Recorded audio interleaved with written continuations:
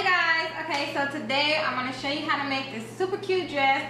You guys have been requesting this dress a lot, so I'm going to show you guys how to make it, and it is a beginner project. So what you would need is a t-shirt to trace. You will need 1.5 yards of fabric, and also the fabric that I'm using is available on my fabric stores in the info or description box, or many other fab fabrics. So let's get started. Okay, so as you can see, I have my t-shirt. It's actually my pajama shirt, and what I'm going to do is I'm going to tuck in the sleeves, because the top of mine is going to be more like a tank, not a sleeves, because it is like 110 out here, super hot, so I don't want sweaty underarms. Okay, so I have it in the center of my fabric. You can move it over to the side if you like, but okay, it's in the center of my fabric. Now I'm gonna cut out my shirt, making sure you cut your shirt out 1/2 inch bigger, because if you cut your shirt out right here, once you sew it, it's gonna get that much smaller on both sides. So unless your shirt fits you loose, you don't wanna do that, because then it will be too tight on you. So you wanna cut it a little bit bigger than the shirt.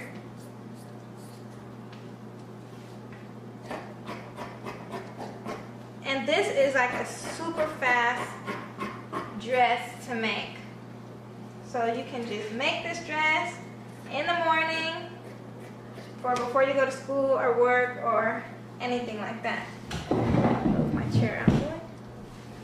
So now I'm just going to keep cutting down to the bottom.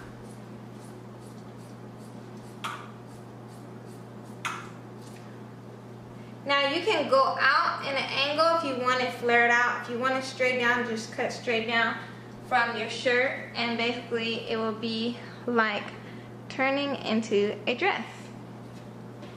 So I absolutely love this print of fabric, because I love stripes, and the fabric is stripes. Sorry about that. The fabric is stripes, and you're looking at the wrong side of it, but I'll give you a quick look. The bottom is floral, then it's stripes, and it goes up to black and white stripes. Absolutely fab fabric from Fab Fabric Store. Okay, so now you just want to move your scraps. Then you want to get you some pins. So, and move your shirt. You're done with the shirt now.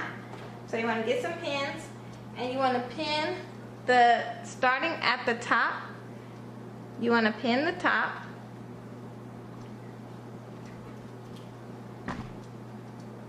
Then from the underarm down, you want to pin that, and you want to sew from the underarm down to the bottom, as well as across this top and across that top. Go do that, and then I'll show you the next step.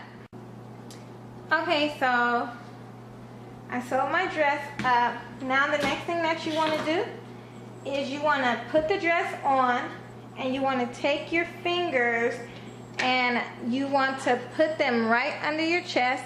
Actually, I'll just show you. So you're going to put your dress on, and then you're going to take your fingers. They should go 2 fingers under your bust. That's where you want to cut your dress. So it should be cut right about there. Okay, so I already made a little snip, or you can put a pin on it if you don't feel safe cutting it while you have it on. So I put a little snip in mine, and now I'm going to cut that off. That is the bust area. Now the next thing that you're going to do is you're going to start hemming. So in order to hem, what you're going to do is you're going to take the top, and you are going to fold it one time, and then fold it one more time. Both times it should be 1/2 inch. So you want to fold it 2 times, 1/2 inch. So around that. The same thing with the sleeves. You're going to hem the sleeves and the neck hole. So then this part is done. We'll be connecting it to the bottom in a little bit. So now you're going to put elastic in your waist. Now, the easiest way to put elastic, I do have a tutorial. It's a couple different ways to put elastic. You can use an overlock machine or your regular sewing machine. I will have a tutorial in the description bar how to put elastic in the waist. So you want to put elastic in the waist. So basically you just fold this over. You will sew around close to this edge, all the way around, leaving an opening open so you could put the elastic through with a safety pin and run it through. That is a way you could put elastic. But if you have an overlock machine, you want to do that way that I show you because it looks more professional. So you want to do that. Then the next thing that you want to do is the bottom of your skirt. You want to fold it half an inch, and you want to sew around that bottom. Okay, you want to do that. Then you want to get the elastic that you want to use to connect the top to the bottom for your design. I wish I would have brought the black. It's at my sewing studio, but I didn't.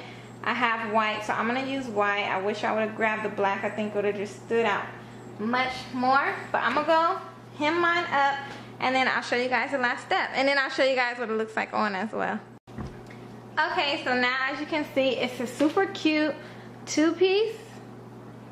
There's the bottom. Okay, but now what you're going to want to do is you want to get some elastic.